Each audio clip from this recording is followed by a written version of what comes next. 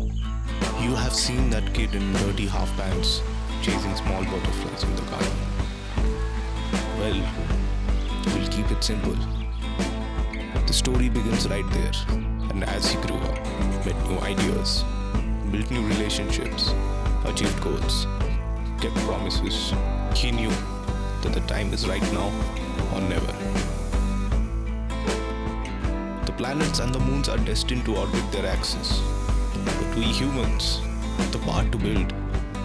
So, he is building. He's building a time machine in the form of films.